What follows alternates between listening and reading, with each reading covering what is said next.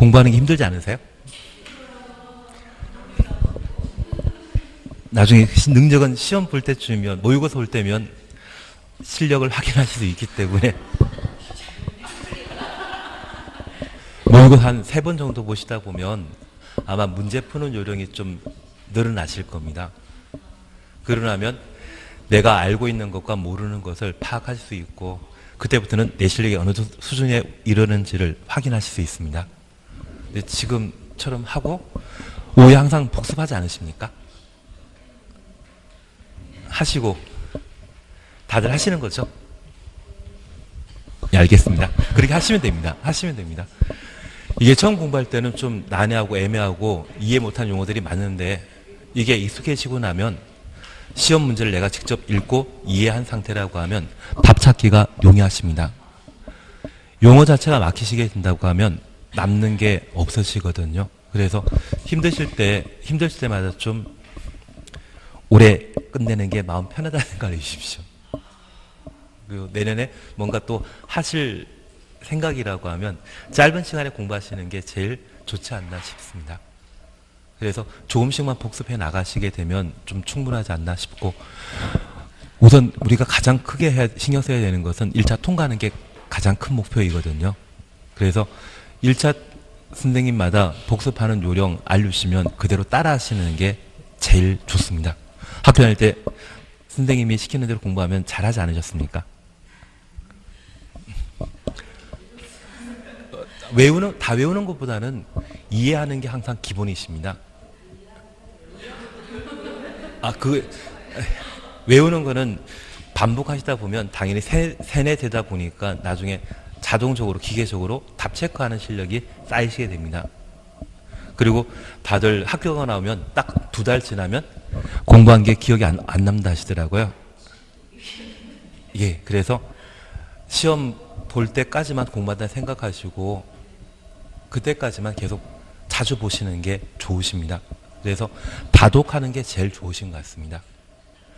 만약 오늘 우리 공부 같은 경우 진도 나가셨다고 하면 만약 처음 시작할 때는 한 번이면 되는데 아마 30분이나 40분 정도면 진도 나간 만큼 쭉 다 훑어보실 수 있을 겁니다.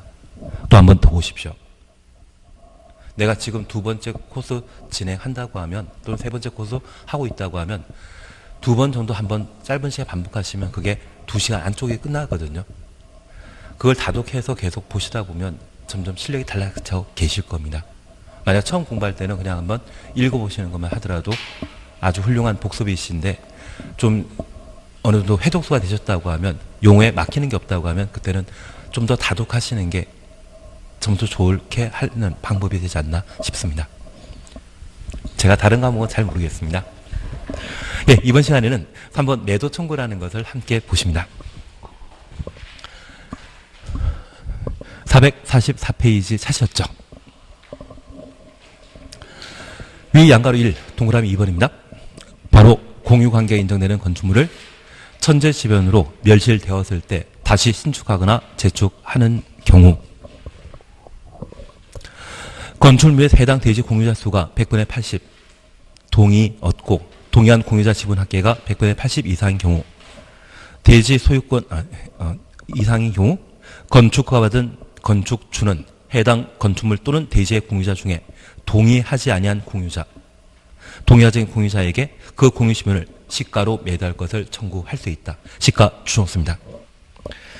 이 경우 매도 청구하기 전에 매도 청구 대상이 되는 공유자와 3개월 이상 협의하여야 하며 3개월 이상 협의 가로 해놓습니다.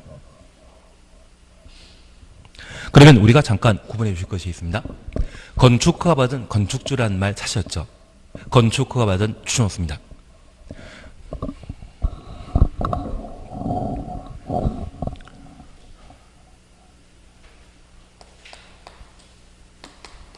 그러면 우리가 잠깐 이해하실 것은, 이 매도 청구란 말을 앞으로 계속 보실 텐데, 우리 민법 공부하시면서 명도 소송이란 말을 들어본 적 있으십니까?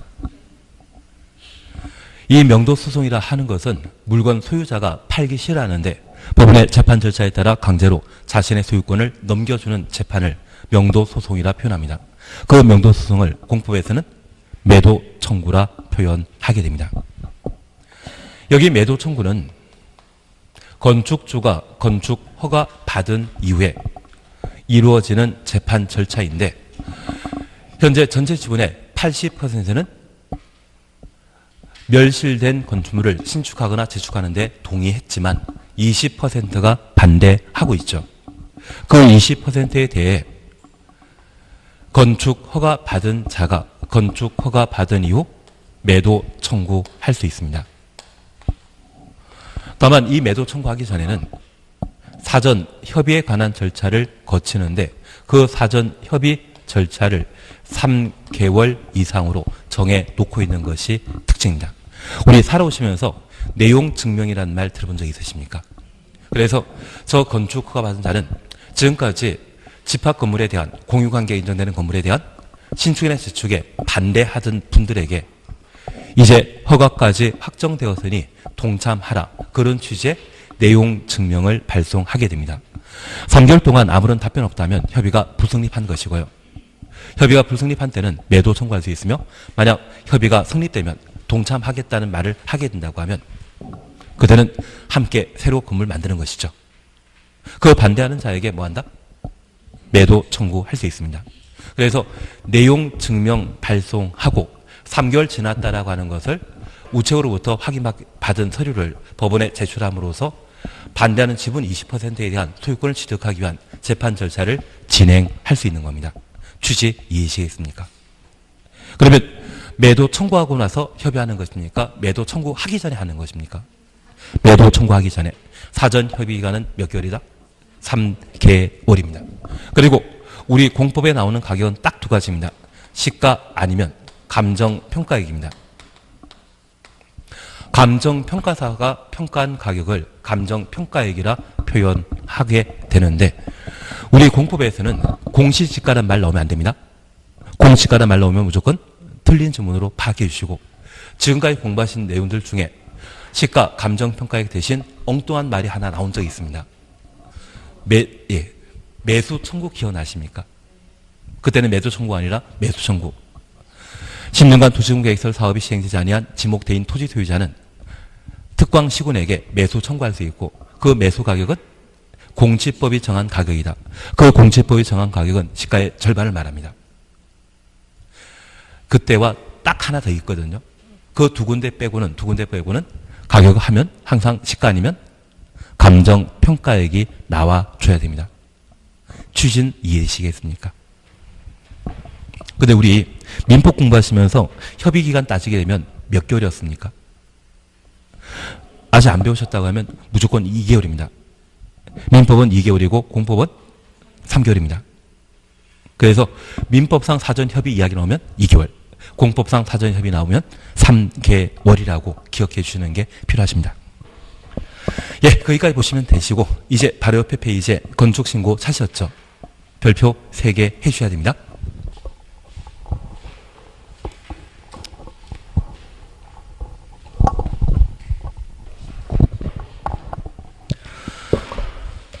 (445페이지) 보시게 되면 1번입니다. 허가 대상 건축물이 하더라도 다음 각호 하나에 해당되게 되면 시군 구청장에게 신고하면 건축 허가 받은 것으로 본다. 그래서 건축 허가와 관련된 사항으로 건축 신고에 관한 내용을 함께 살펴놓습니다. 건축 신고 대상은 규모 큰 건물 만들고자 하면 건축 허가 받아야 되는데 규모 작은 건축물이기 때문에 신고하여 허가 받은 것으로 의제한다. 그래서 작은 건물에 대해 건물을 건축하거나 대수하고자 한다면 뭐하고 할 수 있다? 신고하고 할 수 있는 겁니다. 그러면 우리 함께 봐주실 것으로서 박스에 나와 있는 내용이 있는데 얘가 작년에도 시험에 나왔지만 올해도 시험에 나올 수 있는 내용입니다. 꼭 한번 이해하고 보셔야 됩니다. 우선 우리가 이해하실 것이 있습니다. 현재 건축법은 1962년도에 제정된 법률인데 건축물을 건축하거나 대수선하게 되었을 때 저 1962년부터 지금까지 개정되지 않고 계속 유지되었던 건축 신고 사항이 있습니다. 그리고 우리 건축법은 올해도 7월 달까지 개정이 예정되어 있습니다. 그래서 올해만 바뀐 게 4번 바뀌었거든요. 그리고 매년 여러 차례 바뀌는데 불구하고 안 바뀌는 것이 기본형이라 해주시면 계속 개정되고 있는 것이 있다면 확장된 건축신고 사안으로 파악해 주셔야 됩니다. 아파트도 기본형과 확장형 있지 않습니까? 발코니 확장하게 되면 주택 내부 공간처럼 사용할 수 있지만 기본형은 계속 가는 것이죠. 그 두 가지 형태로 우리가 한번 살펴주셔야 됩니다. 우선 우리 교재 보시게 되면 바다 면적합 85제곱미터 이내 증축, 개축, 재축 그냥 지나십니다. 85제곱미터 이하라고 하면, 이내라고 하면 규모 큰 것이다, 작은 것이다. 작은 것입니다. 그리고 2번입니다. 관리적, 농림적, 자연환경 보전 지역에 관농자 가로 해놓습니다. 연면적 200제곱미터 미만이고 3층 미만인 건축물 건축. 건축 신고하고 건축할 수 있는데 3층 미만, 200 미만이라면 규모 크다 작다? 작은 겁니다. 다만 다음 항목 하나에 해당되는 건축은 제외한다. 제외한다 추천오시고 기억 지구단위 계획구역 찾으셨죠? 지구단위 계획구역 추천오시는데 우리 판교지구란 말, 동탄지구란 말, 왕숙지구란 말 보게 되면 얘는 미래 도시지역이 될 수 있는 땅을 말하는 겁니다. 그러한 곳에는 건축 신고 대상에서 제외한다. 지구단위 계획구역의 경우는 허가 받아란 이야기입니다. 그리고 3, 4는 일단 묶어 놓습니다.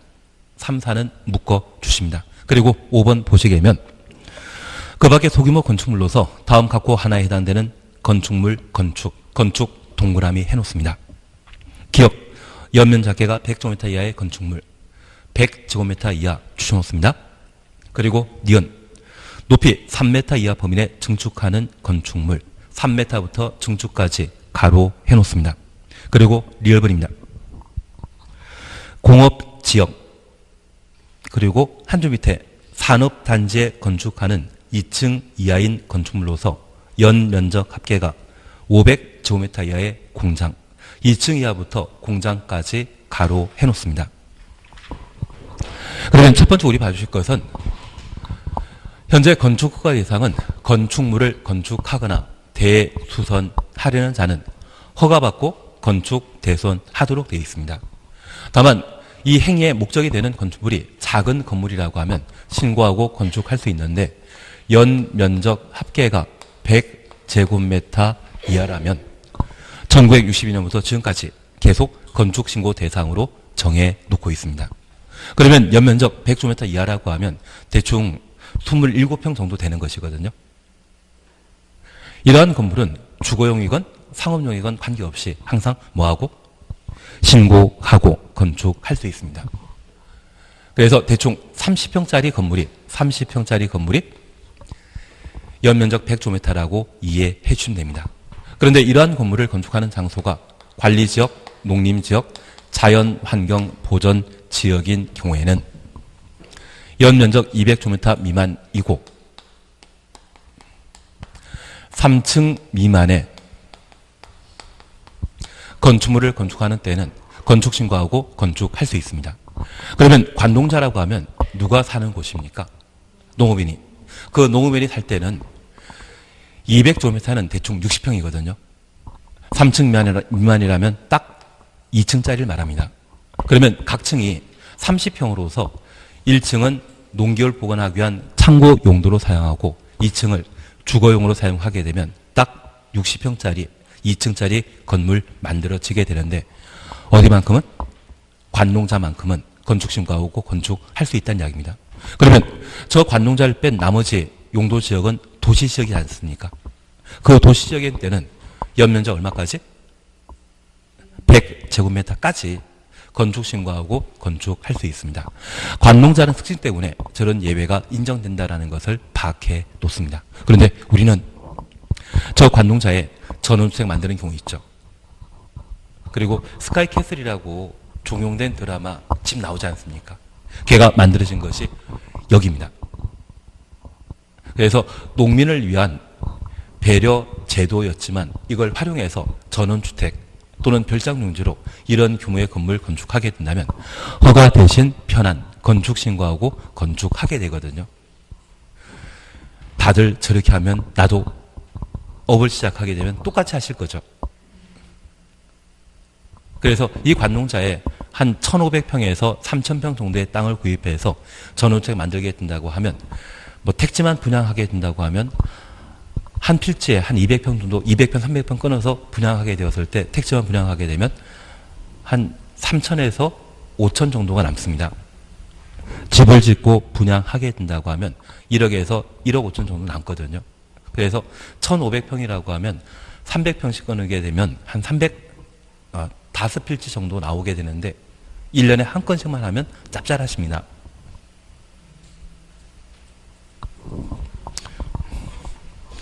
표정이 별로 할 마음은 없으십니다. 대신 나중에 SK 하이닉스가 새로 만들어지게 되면 아마 그 회사 주변으로부터 좀 좋은 주택단지 하나 만들게 된다고 하면 아마 입주할 사람이 꽤 많으실 거거든요. 그래서 시험 끝나시고 거의 공사 막바지 단계에 이르게 된다고 하면 그때는 저 전원주택 단지를 하나 조성해서 사원용으로 미리 선 계약한 상태에서 땅 구입하고 대지 조성 사업과 그리고 주택 만들어서 공급하게 되면 그것도 짭짤하실 겁니다. 네, 지금 공부에 바빠 죽겠는데 뭔 소리 하냐 그 표정이십니다. 대신 우리는 그 전원주택 생각 마시고 얘는 농업을 위한 주택이라는 것을 좀 이해해 주시는 겁니다. 그런데 이 관농자가 지구 단위 계획 구역으로 지정되었다면 얘는 미래 도시 지역이 될 땅이거든요. 그러한 곳에 이런 규모의 건물을 건축하게 된다면 그것은 건축 허가 대상이지 건축 신고 대상 아니라는 이야기입니다. 그런데 우리가 꼭 이해하실 것이 있습니다. 여기 연면적 100제곱미터 이하의 건축물 건축은 기본형이죠. 얘는 도시역이건 지구 단위 계획구역이건 어디건 관계없이 100 이하까지는 뭐하고 할 수 있다? 신고하고 할 수 있습니다. 그래서 지구 단위 계획구역이라 할지라도 연면적 100제곱미터 이하의 건축물 건축은 건축 신고하고 건축하며 100 초과. 100 초과하면 지구 단위 계획구역에 100 초과하게 되면 그때는 허가 받아야 되는 것이죠. 그래서 지구 단위 계획구역에서 제외한다. 이 말은 100 초과 200 미만의 건축물을 지구 단위 계획구역에 건축하게 된다면 그때는 건축 허가 대상이고 지구 단위 계획구역이라 할지라도 100 이하는 건축 신고하고 건축할 수 있다는 이야기입니다. 주시 이해시겠습니까?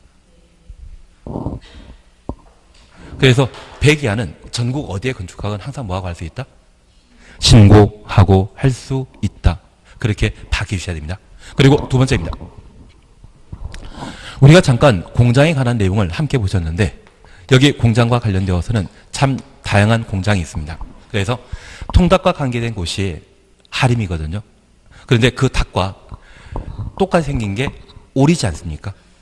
그래서 앞으로 우리는 오리 공장이라 기억하시고 저 오리 공장은 연면적합 500제곱미터 이하이고 2층 이하의 공장 건축을 하게 된다고 하면 그때는 신고하고 할 수 있다. 그래서 오리 공장이라는 말 기억하시면서 공장은 2층 이하로서 연면적 500제곱미터 이하인 때 건축 신고 대상이다. 그렇게만 구분해 놓습니다. 그리고 건축물 건축과 관련된 사항으로 건물의 높이를 3m 이내 증축하는 것은 건축 신고 대상인데 우리가 지금까지 공부하시면서 층의 구분이 없는 건축물은 4m를 한계층으로 한다. 그 말 기억나시겠습니까? 그래서 고층 건축물은 30층 곱하기 4하면 110, 초고층 건축물은 50 곱하기 4하면 200m가 나왔습니다. 그런데 우리가 하나 이해하실 것은 이 법을 만드신 분은 수학을 아니 산수를 잘했겠습니까? 못했겠습니까? 못하신 분입니다. 그래서 4m를 증축하게 되면 건물 한 층이 늘어나게 되는데 그 4m 증축하면 층수가 달라지지만 4m 아니라고 하면 층수 달라지는 거 아니죠. 그분은 4m 미만이라는 개념을 모르셔가지고 그냥 3m 이하라 증축이라 하셨거든요. 진짜 수학 못하신 분이지 않겠습니까? 4m 증축하게 되면 층수가 달라지지만 4m 아니면 층수는 같지 않습니까? 그러한 것들은 작은 건축 행위에 포함된다 해서 건축신고사항으로 정해놨습니다. 그분이 수학을 잘했으면 법대를 안 가고 아마 좋은 데 가시지 않았겠습니까? 하던 계속 하도록 하겠습니다. 예, 그래서 건축물 건축과 관련되어서는 저 기본형 100은 장소에 관계없이 항상 건축신고 대상이고 확장형과 관련된 세 가지를 각각 살펴주셔야 됩니다. 이제 어려운 문제를 하셔야 됩니다. 여기까지 사실은 작년에 시험에 나왔던 거거든요. 근데 예, 이것도 다 기본 이걸 깔고 하셔야 됩니다. 시험만 나온다고 해서 그것만 보시면 그걸 이해를 못 하십니다. 그리고 외우는 방법 알려드리더라도 그 외우는 방법이 여기에 통용되는지 저기에 통용되는지 헷갈리기 때문에 그게 또 난감해집니다. 결국 자주 볼 수밖에 없는 게 제일 좋은 공부 방법입니다. 이제 3번, 4번을 보셔야 됩니다. 연면적 200제곱미터 미만이고 3층 미만의 대수선 찾으셨죠? 445페이지. 그러면 잠깐 우리 이해하실 것은 연면적 200제곱미터 미만이고 3층 미만의 건축물에 이루어지는 대수선은 건축신고하고 대수선 할 수 있습니다. 그러면 이 건물은 규모 큰 것이다, 작은 것이다? 규모 작은 겁니다. 그래서 2층짜리이고 각 층의 바다 면적 합이 200제곱미터 미만이라면 작은 건물인데 만약 얘가 3층짜리면 규모 큰 것이죠. 연면적이 200제곱미터 이상인 경우라면 규모 큰 것입니다. 그래서 연면적 200제곱미터 미만이고 3층 미만의 건축물에 반대말이 있다면 3층 이상이거나 연면적 200제곱미터 이상의 건축물이 규모 큰 게 됩니다. 그러면 작은 건물이 이루어지는 대수선이 건축신고 대상이라면 큰 건물에 이루어지는 대수선은 허가 대상이 되는 겁니다. 그런데 저 허가 대상 중에 일부 경미한 사항에 대해서는 신고하고 대수선 할 수 있습니다. 그게 4번입니다. 4번 잠깐 해보시니 주요 구조 해체 없는 등의 다음 하나에 해당되는 대수선 그리고 1번 내력벽의 벽면적을 30제곱미터 이상 수선하는 것 수선 동원해 놓습니다. 기둥보 지붕틀 3개 묶어 놓습니다. 3개 이상 수선하는 것 방화벽 등을 수선하는 것 주계단, 피난계단, 특별 피난계단을 수선하는 것. 그런데 우리 얘를 알고 있다, 모른다? 알고 계십니다. 여기 대수선은 우리 시험 볼 때까지 함께 기억하기로 하신 게 벽, 3, 계단, 경관. 미관지구는 폐지되고 지금 경관지구를 대체했다라는 것만 파악해 놓습니다. 다만 건축법은 미관지구를 계속 유지하고 있기 때문에 얘를 시험에 미관지구라고 나오지는 않을 겁니다. 미관지구로 나오게 되면 국토계획법에서는 경관지구로 바뀌었는데 그게 출제거리가 못 된다고 시험범위 벗어났다고 잘못되었다고 이의 주장할 게 뻔하기 때문에 미관지구에 대해서는 아예 나오지 않을 겁니다. 그리고 우리 벽과 관련되어서는 총 4개가 있었습니다. 1번과 관련된 내용으로 내력벽을 증설하거나 해체하거나 벽면적 30제곱미터 이상 수선 변경하는 것을 대수선이라 합니다. 이러한 벽상 계단 경관 이 9가지 행위를 연면적 200제곱미터 미만이고 3층 미만 건축물에 하면 뭐하고 할 수 있다? 신고하고 대수선할 수 있습니다. 그런데 저 3층 이상이거나 연면적 200제곱미터 이상의 건축물에는 저 대수선을 허가받고 해야 되지만 저 허가 대상 중에 내력벽의 벽 면적을 30제곱미터 이상 수선하는 것만큼은 특별히 건축신고하고 대수선할 수 있는 겁니다. 그래서 우리 대수선과 관련되어서는 증설, 해체, 수선, 변경 4가지 행위가 나타나게 되는데 지금 4번과 관련되어 6개는 끝에 뭐로 끝나고 있습니까? 수선으로 끝나고 있습니다. 그러면 이제 이렇게 잠깐 보십니다. 여기 3층 이상의 건축물 또는 연면적 200km 이상의 건축물의 내력벽을 증설하게 되면 허가받아야 되고, 해체하게 되면 허가받아야 되며, 벽면적 30제곱미터 이상을 변경하게 되면 허가 대상입니다. 원래 3층 이상의 건축물이 이루어지는 대수는 모두 허가받아야 되는데, 그 허가 대상 중에 무엇만 수선행위에 대해서는 허가받지 않고 신고하고 대손할 수 있다는 이야기입니다. 그리고 2, 3, 4 묶어놨습니다. 기둥, 복, 그리고 지붕틀. 얘를 3개 이상 수선하게 되면 3층 이상 건축이라 할지라도 신고하고 대손할 수 있는 겁니다. 그런데 저 기둥을 3개 위치 변경하게 되면 2층 연면적 200 미만이고 3층 미만 작은 건물에 기둥 3개를 위치 변경하게 되면 그때는 안전상의 문제가 없기 때문에 신고할 수 있거든요.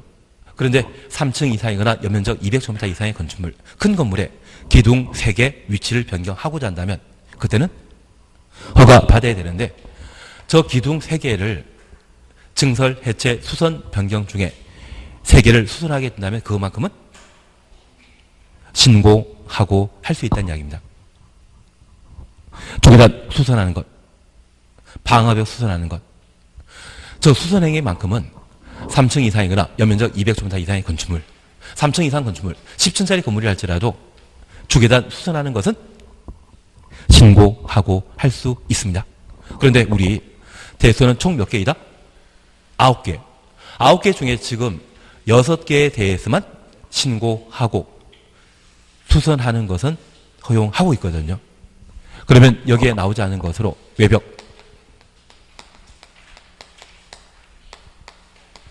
마감 재료, 벽면적 30제곱미터 이상 수선하는 것은 허가받고 대손할 수 있지 신고 대상 아니죠. 그러면 우리가 잠깐 이해하실 것이 있습니다. 외벽 마감 재료, 벽면적 30제곱미터 수선하는 것은 화재와 관련된 안전상의 문제가 크게 발생할 수 있거든요. 만약 딱 2층짜리이고 연면적 200제곱미터 미만이라면 만약 건물에 화재 발생했을 때 1층에 계신 분은 그냥 지상으로 나오면 되죠. 그리고 2층에 계신 분은 보통 건물의 층고가 4m이거든요. 나는 4m 위치에서 뛰어내리기 힘들죠. 생명의 지장이 있다 없다. 생명의 지장이 있다 없다. 없습니다. 대신 높이 8m에 뛰어내리려면 3층짜리 건물에 뛰어내리려고 하면 무섭지 않겠습니까? 그래서 이 3층 이상의 건축물에는 그런 안전상의 문제가 야기될 수 있기 때문에 원래 뭐하고? 허가받고 해야 되는데 뭐만 투선하는 것은 경면상으로서 신고하고 할 수 있다는 이야기입니다. 그래서 우리가 3을 공부하시면서 작은 건물에 이루어지는 대수는 원래 신고하고 할 수 있습니다. 왜? 2층짜리 건물이기 때문에. 그리고 연면적 200제곱미터 미만이면 많은 사람 사용하는 거 아니거든요. 그런 건물에 있어서는 안전상에 큰 문제가 없기 때문에 대손하는 것을 신고할 수 있는데, 역으로 반대로 3층 이상이거나 연면적 200제곱미터 이상의 건축물에 이루어지는 대수는 허가받아야 됩니다. 증설, 해체, 변경은 안전상의 문제가 야기될 수 있지만 있던 거 고치는 것, 수선은 신고할 수 있습니다. 다만 그 신고사항에 포함되어 있는 것은 달랑 6가지고 빠진 게 3개이거든요. 그 중에 외벽 마감재로 벽면적 30제곱미터 수선하는 것은 허가사항이고, 우리 다가구 주택과 다세대 주택의 가장 큰 문제는 주차장 문제이거든요. 그 주차장 문제가 야기될 수 있는 경계벽을 수선하는 것은 뭐하고? 허가받고 대손하는 것이죠. 그리고 경관지구, 미관지구 그 이야기가 나와야 되는데 이 2가지에 대해서만 한번 살펴주시면 올해 나올 정답이거든요. 다음은 건축 신고하고 대손할 수 있는 것이다. 틀린 거 찾으라고 하면 1번부터 6번까지는 신고하고 수선할 수 있는 대손이지만 외벽 마감재로 벽면적 3층에다 수선하는 것과 다가구 다세대개 경계벽 수선하는 것은 건축신고사항에 나오지 않았다면 얘는 허가 받고 하라는 이야기죠. 올해 나올 정답인데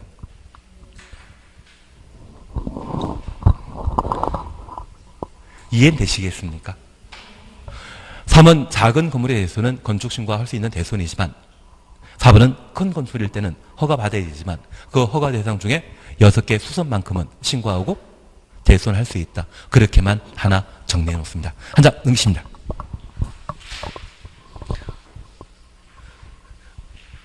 한 번은 이해하고 외우려고 시도하시든지 자주 보든지 해주셔야 됩니다. 그리고 암기하는 것을 너무 신경 쓰지 마십시오. 암기는 똑같은 내용을 자주 많이 보게 되면 자연스럽게 따라옵니다. 대신 이 공법책을 다 보면 양이 많다 보니까 힘드시거든요. 아마 제가 수업해 나가게 되면 우리가 100점 맞을 수 있는 게 100% 공부하면 100점 나오는데 절반 정도 공부하면 한 80점에서 90점 나옵니다. 그래서 저도 한 15년 전까지만 하더라도 이걸 다 가르쳤습니다. 100점 맞게 하려고. 그런데 시간이 제한되다 보니까 한번 수업하게 되면 한 번 하고 끝나는 것이 더 이상 반복할 수 있는 상황이 아니더라고요. 그리고 나중에 결론은 점수가 별로 안 나오시더라고요. 그리고 수업 시간 중에 수업했다고 이야기하면 책에 노트에 다 표시되어 있습니다. 그런데 우리 4분의 1 정도 공부하시게 되면 저 4분의 1 공부하면 이게 60점에서 70점 나오거든요.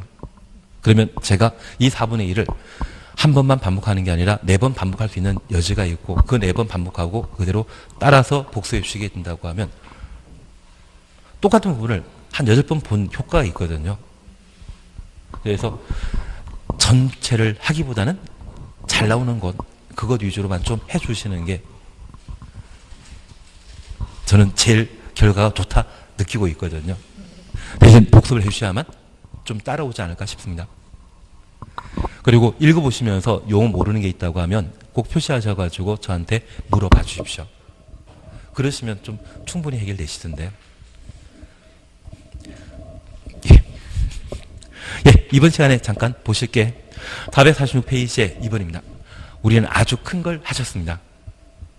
그냥 단순히 외우는 것 아니면 안 되는 거를 지금 이해하고 넘어오신 겁니다. 저 혼자만 이해한지 모르겠지만 2번입니다. 건축신고 수리 여부 통지기간 찾으셨죠? 시군구청장은 건축신고 받은 날부터 5일 이내 5일 동일해 놓습니다. 신고 수리 여부 등을 한 줄 밑에 통지하여야 한다. 그래서 건축신고하게 되면 시군구청장은 신고됐다 증명서 발급하도록 되어 있거든요. 그 처리기간 며칠이다? 5일이다. 그리고 3번입니다. 건축신고한 자가 신고일부터 1년 이내 1년 동일해 놓습니다. 공사에 착수하지 아니하면 신고 효력 없어진다. 다만 건축 요청에 따라 허가권자가 정당한 사유가 있다 인정되면 1년 범위 내 공사 착수 기간을 연장할 수 있다. 1년 동일해 놓습니다. 근데 우리 그냥 얘도 재미로 봐주셔야 되는데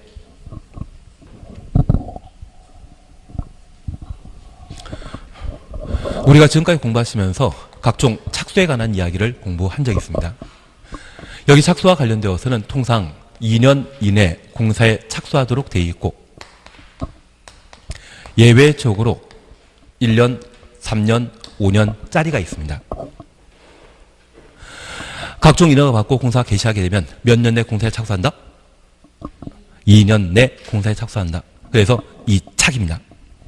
그런데 1착이 하나 있습니다. 방금 보셨듯이 건축법에 따른 건축신고한자는 몇 년 내 공사에 착수할 것? 1년 내 공사에 착수할 것. 그리고 오늘 우리가 조금 이따 보실 게 있는데 통상 건물에 대한 건축 허가받게 되면 2년 내 공사에 착수하도록 되어 있지만 공장의 경우는 혜택 주죠. 2년 내 공사에 착수하는 것이 아니라 몇 년? 3년 내 공사에 착수하도록 되어 있습니다. 그리고 우리가 함께 공부하시면서 주민이 입안 제한한 지구 단위 계획이 결정되게 되면 몇 년 내 공사에 착수해야 된다? 5년 내 공사에 착수해야 되고, 착수하지 않는다면 5년 되는 다음날 효력 상실한다. 그렇게 공부하셨습니다. 그리고 앞으로 우리가 2개 더 공부하실 텐데, 이번에 건설하는 공동택의 세대수가 30세대 이상이라면 아파트 단지 만들게 되면 주택법에 따라 사업계획 승인 받도록 되어 있거든요. 그 사업계획 승인 받은 자는 5년 이내 공사에 착수하도록 되어 있습니다. 그래서 통상 착수는 몇 년에 한다? 2년, 2착입니다. 대신 1착, 3착, 5착 3가지 예외가 있다는 것 살펴보시고, 건축신고와 관련되어서는 1년에 공사에 착수하는 겁니다. 공장은 3년에 공사에 착수해야 되고, 주민이 입안 제한한 지구 단위 계획이 결정되었다면 몇 년? 5년 내 공사에 착수해야 한다. 그렇게만 잡아놓습니다. 내가 모르면 2착입니다. 우리는 얘만 신경 쓰는 것이죠. 얘만 신경 쓰고 모르는 건 다 뭐다? 2착으로 정리해 놓는 겁니다. 그리고 2번째입니다. 우리가 또 하나 파악할 게 있습니다. 통상 공법상 연장하게 되면 1년, 30일, 15일, 7일 이렇게 연장하는 날 참 많거든요. 그런 거 다 지키시고, 연 단위로 연장하게 되면 1년 연장하는 게 일반적입니다. 딱 하나 예외 있었습니다. 2년 연장하는 것. 우리 청산리 하면 국어 시간에는 몇 개수이고 공법 시간에는 녹개수입니다. 개발인 허가 제한 기간을 3년으로 정하게 되고 연장할 수 없죠. 녹개수는 연장 못합니다. 개. 기반시설 부담구역 지정되거나 지구단위 계획구역 지정되게 되면 그때는 1회 2년 범위 내 기간 연장할 수 있는데, 도시계획위원회 심의 없이 심의 거치지 않고 1회 2년 연장하게 됩니다. 다만 한 번 2년 연장하고 나머지는 다 몇 년? 1년. 통상 연장하면 1년 연장하게 되는데, 개발인 허가 제한 지역의 지정만, 개발인 허가 제한 지역에 있어서만 1회 2년 범위 내 연장할 수 있다. 그래서 다른 파트에서 2년 연장한다는 이야기가 나오면 무조건 거부리는 겁니다. 지금도 건축신고와 관련되어 정당한 사유가 인정된다면 몇 년 연장한다? 1년 연장한다. 얘가 2년으로 바뀌어 있으면 그 자체가 잘못된 겁니다. 그렇게만 잡아내십니다. 양가로 위반에 대해서는 제키십니다. 이런 거 하면 정신건강에 해롭습니다. 3번 지나십니다. 4번 건축허가 제한 찾으셨죠? 여기 건축허가 제한은 최근 몇 년 동안 시험에 나오지 않는데 약간만 확인하고 제안하십니다. 우선 1번입니다. 국토교통부 장관은 국토관리를 위해 두 줄 밑에 허가권자의 건축허가나 허가받은 건축물에 착공 제한할 수 있다. 그리고 2번입니다. 특별시장, 광역시장, 도지사는 지역계획이나 도시계획상 필요하다 인정하면 시군 구청장의 건축허가나 허가받은 건축물에 착공 제한할 수 있다. 그래서 취지만 잠깐 이해해 놓습니다. 이번에 우리가 방금 보신 표현에 건축 허가 제한이란 말을 보셨는데, 이번에 제한하는 것은 건축 행위를 제한하는 것입니까? 허가를 제한하는 것입니까? 건축은 이미 제한되어 있습니다. 건축 허가 받지 않고 건물을 건축하게 되면 3년 이하의 징역, 30만 이하의 벌금에 처하도록 되어 있습니다. 그리고 우리 칠갑산 노래 기억나시죠? 공반 매든 안악내에서 개발인이 허가받지 않고 콩밭을 매시게 되면 그분도 3년간 교도소에 가 계십니다. 그래서 이미 건축은 할 수 없습니다. 함부로 할 수 없습니다. 이번에 제한하는 것은 무엇을? 허가를. 만약 건축행위를 또 제한하게 되면 이중 규제, 과잉 규제로서 위헌 소지가 발생하거든요. 이번에 제한하는 것은 뭘 제한하는 것이다? 허가를 제한합니다. 그러면 현재 허가권자는 특광시군구청장이죠. 도의사는 사전 승인권자이지 절대 허가권자 아닙니다. 그 모든 허가권자의 상급관청은 국토교통부 장관이 되고, 그 국토교통부 장관이 허가권자의 건축허가권을 제한하는 겁니다. 그리고 특별시장, 광역시장, 도지사라고 하면 그 밑에 있는 시군구청장 허가권자이거든요. 그들의 허가권을 제한하게 됩니다. 그래서 건축허가 제한은 상고관청이 허가권자의 허가권을 제한하는 것이죠. 이해되시겠습니까? 대등환 관청은 제한할 수 있다 없다? 없습니다. 하급관청은 상고관청의 권한을 제한할 수 있다? 그거는 영문인데요. 하급관청, 상급관청의 권한을 제한할 수 있다 없다? 아예 없습니다. 항상 상급관청만 하급관청의 각종 권한을 제한할 수 있다는 것 파악해 놓습니다. 이해되시겠습니까? 그러면 이제 결론은 한 장 넘기십니다. 4번 제한기간 사셨죠? 건축허가 등의 제한기간은 2년 이내로 하고 1년 범위 내 제한기간 연장할 수 있다. 그래서 항상 우리 기억하실 것은 2년 연장하는 것은 예외입니다. 공법상 몇 번 나온다? 딱 한 번. 개발행 허가 제한에 기, 지, 개. 기반시설 부담구역, 지구단위계획구역, 도시군 관리계획을 수립 중인 곳으로서 결정되어 용도 지역의 행위 제한 규정이 크게 변경될 것으로 예상되는 곳이라면 2년 범위 내 연장할 수 있고 나머지는 연장하면 몇 년? 1년 연장하는 겁니다. 그러시면 됩니다. 제한기간 2년, 1년 범위 내 연장한다. 그렇게만 확인하십니다. 4번 지키시고 5번 아주 나중에 심심할 때 제가 해드리겠습니다. 근데 아마 시간이 부족해서 심심할 시간이 없을 것 같습니다. 바로 452페이지 보시면 건축물 안전영향평가 찾으셨죠? 별표는 돼 있으십니까? 양가 1번입니다. 허가권자는 다음 건축물에 대해 건축 허가하기 전에 452페이지입니다. 근데 제가 줄치라고도 하지 않고 그냥 열심히 건너간 것은 혼자 읽어본다, 아예 제껴버린다. 제끼는 게 낫습니다. 이걸 하나하나 읽으려고 하면 가뜩이나 수업 듣고 따로 공부하는 때에도 힘들어 죽겠는데 혼자 독학하려면 더 힘들지 않겠습니까?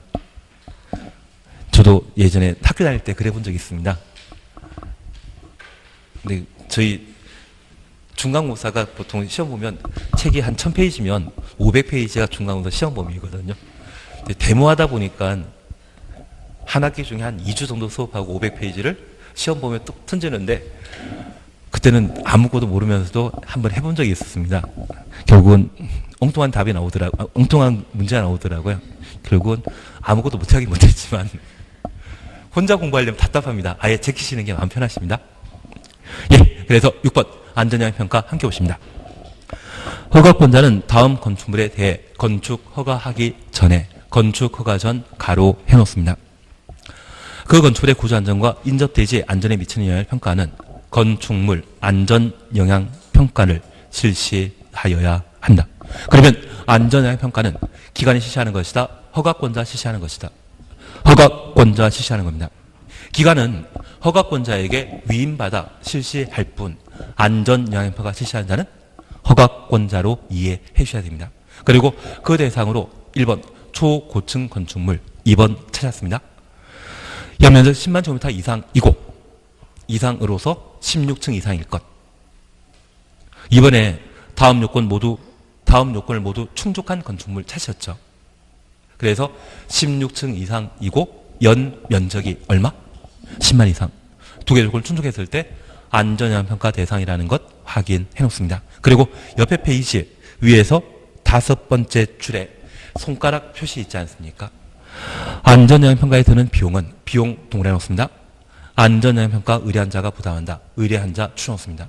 저 의뢰한 자는 허가권자이겠습니까? 건축주이겠습니까? 건축주. 그래서 수익자 부담 원칙에 따라 초고층 건물을 건축해서 분양하면 큰돈 벌지 않습니까? 그 건축주가 비용 부담하게 됩니다. 그러면 우리 이렇게 잠깐 살펴놓습니다. 현재 안전영향평가와 관련되어서는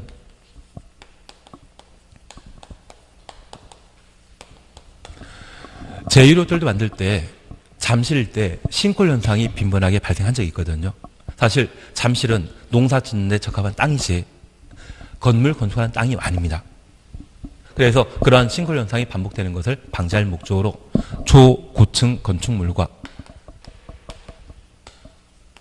16층 이상이고 연면적 10만 제곱미터 이상. 우리 약속했습니다. 아파트 단지에 2동 이상의 건물이 한 대지에 만들어지게 된다면 그 전체 크기는 연면적 합계로 건물 한 동의 크기에 대해서는 연면적으로, 우리 학원 크기에 대해서는 연면적이 아닌 바닥 면적 합계로, 건물 한 동 전체 크기는 연면적으로 표현하고 건물 한 동의 일부 크기에 대해서는 바닥 면적 합계로 하며, 하나의 대지에 2동 이상 건축되어 있다면 연면적 합계. 대지에 건물이 2동이 있습니다. 한 동만 따지게 되면 그때는 연면적이지만, 하나의 대지에 이 2개 건물이 모두 중개 대상물이 되게 되면 표시해야 되지 않겠습니까? 그때는 연면적 합계로. 그리고 건물 한 동의 일부 점포에 대한 거래를 하게 된다면 그때는 바닥 면적 합계로 표시하셔야 되죠. 우리 공인중개사 보면 참 잘하시는 것 같은데요. 지금 중개 확인 설명서 작성하는 방법 아닌가요? 예, 그냥 계속 하도록 하겠습니다. 다만 여기에서는 연면적 합계가 아니라 무엇? 연면적. 한 동 크기가 10만 이상일 때 안전영향평가 대상이라는 걸 파악해 주셔야 됩니다. 그러면 이제 우리 이걸 봐주십니다. 여기 대상과 관련되어 만약 층수가 55층이라고 하면 안전영향평가 실시해야 한다? 맞습니다. 만약 층수가 40층이고 높이가 160m이고 연면적이 8만 제곱미터라고 하면 안전영향평가 대상 2단이다. 아닙니다. 그리고 층수가 3층인데 높이가 120m인데 연면적이 12만 제곱미터라고 하면 안전영향평가 대상 2죠. 층수 그리고 연면적. 그래서 고층 건물이라고 무조건 안전영향평가 실시하는 것 아닙니다. 고층 건물 중에 초고층 건물 그리고 16층 이상의 연면적 10만 제곱미터 이상, 이러한 2개의 요건을 충족했을 때만 안전영향평가 대상이라는 것 파악하시는데, 작년에 상도동에 유치원 붕괴 사고 있지 않았습니까? 이 안전영향평가 대상은 좀 확대될 필요가 있지 않겠습니까? 그러면 이거 치사성 있는 문제 같은데요. 하셔야 됩니다. 한마디로 말해서. 그리고 이 안전영향평가는 우리가 대상 절차에 관한 내용을 함께 공부하시면서 누가 실시한다? 소유자 하는 것입니까? 허가권자 실시하는 겁니까? 허가권자가. 언제? 건축 허가 전에. 사전 절차라는 것 이해해 주시고. 그리고 이러한 절차를 진행했을 때 비용 부담은 누가 한다? 의뢰한 자가 부담한다. 임의 규정입니까? 강행 규정입니까? 부담한다. 강행 규정입니다. 그러면 우리가 약속하실 게 있습니다. 우리가 도시군 관리계획 함께 공부하시면서 입안 제한, 주민 및 이해관계인이 입안 제한하게 되었을 때 비용 부담은 한번 들어보십시오.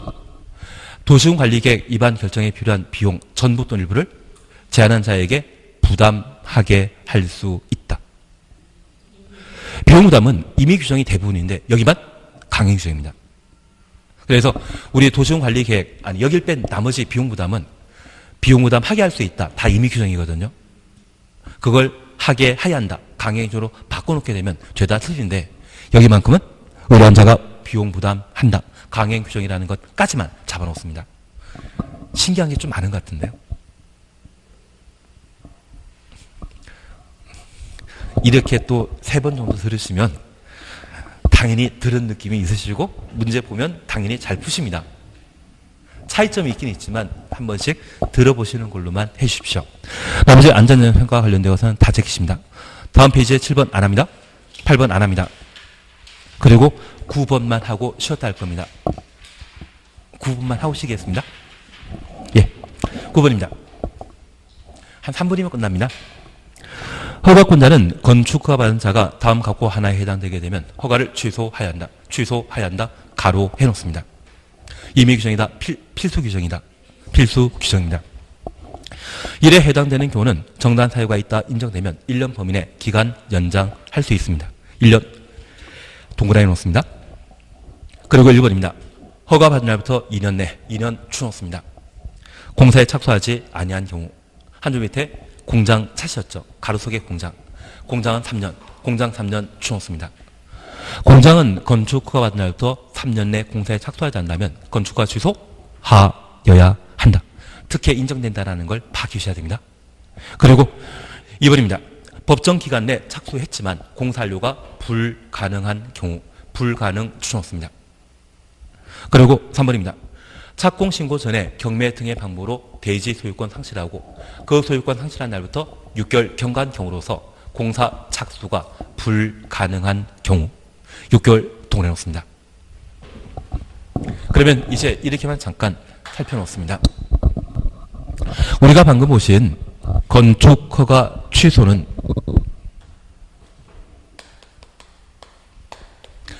건축법령에 위반하게 되면 취소할 수 있습니다. 그래서 가끔 무리한 건축공사 도중에 인명피해 발생하는 경우 있지 않습니까? 사람 다치거나 사망했다면 취소해야 한다. 취소할 수 있다. 취소할 수 있다입니다. 그래서 제1호텔을 만드는 때에도 인명피해 꽤 많았거든요. 대신 그게 언론에 유출되게 된다고 하면 공사 중단해달라고 하는 반대 여론 심할까봐 언론을 좀 통제했던 것도 있습니다. 그래서 각종 대규모 공사에 있어서는 여러 가지 인명피해가 실제 많이 발생합니다. 필수 취소 사유가 아니라 임의적 취소 사유라는 것 확인하셨습니다. 그러면 언제 반드시 취소해야 되는지 2, 3은 6입니다. 건축 허가 받은 날부터 2년 내 공사에 착수하지 않거나 공장은 3년 내 공사에 착수하지 않는 것. 착공 신고하기 전에 경매 등의 방법으로 대지 소유권 상실하고 그 상실한 데부터 몇 개월? 6개월 지나 공사 착수가 불가능하면 취소하여야 한다. 어차피 결론은 2, 3은 6입니다. 대신 우리가 잠깐 이해하실 것이 있습니다. 지금까지 살아오시면서 건축법은 규제가 강화되고 있다, 완화되고 있다. 강화되고 있습니다. 그러면 10년 전에 건축 허가 받았는데 올해 공사에 착수하게 된다면 안전상의 문제 발생할 수 있지 않겠습니까? 그런 건축 허가에 대해서는 취소하여야 한다. 그런데 우리 지난주에 종로구청장께서 일본 대사관이 있거든요. 일본 대사관이 4년 전쯤에 건물 철거하고 6층 건물 신축하겠다고 종로구로부터 건축 허가 받았는데 3년 동안 공사에 착수하지 않았습니다. 그래서 지난주에 종로구청장이 건축허가 취소하였습니다. 그래서 통상 건물의 경우는 허가 받은 날부터 2년 내 공사에 착수해야 되고 정당한 사유 인정되면 1년 연장할 수 있는데 1년 연장 사유가 일본 대사관 바로 앞에 소녀상이 있거든요. 수요일마다 집회를 가지는데 그것 꼴 보기 싫다고 해서 그동안 공사를 안 했다고 합니다. 그래서 딱 4년차 되던 지난주에 일본 대사관의 건축허가 취소되었습니다. 여기에 근거한 시사성 있는 문제라고 이해해 주셔야 됩니다. 저도 대사관 이야기 아니었으면 열심히 수업할 생각 없습니다. 그냥 2, 3은 6으로 끝날 방식인데 그 대사관 건물은 공장이 아니기 때문에 허가받은 날부터 최대 몇 년? 최대 하면 3년 내 공사에 착수하지 않는다면 건축허가 취소할 수 있다 입니까? 취소해야 한다 입니까? 취소해야 한다. 그래서 일본 대사관 측에서는 이번에 차별 대우받았다고 그걸 행정소송 내겠다고 하는데 결론은 뻔합니다. 이게 임의적 취소 사유라면 재량권 남용으로 파악할 수 있지만 법에 반드시 취소하라고 돼 있죠. 소송하면 아마 일본이 질 것 같습니다.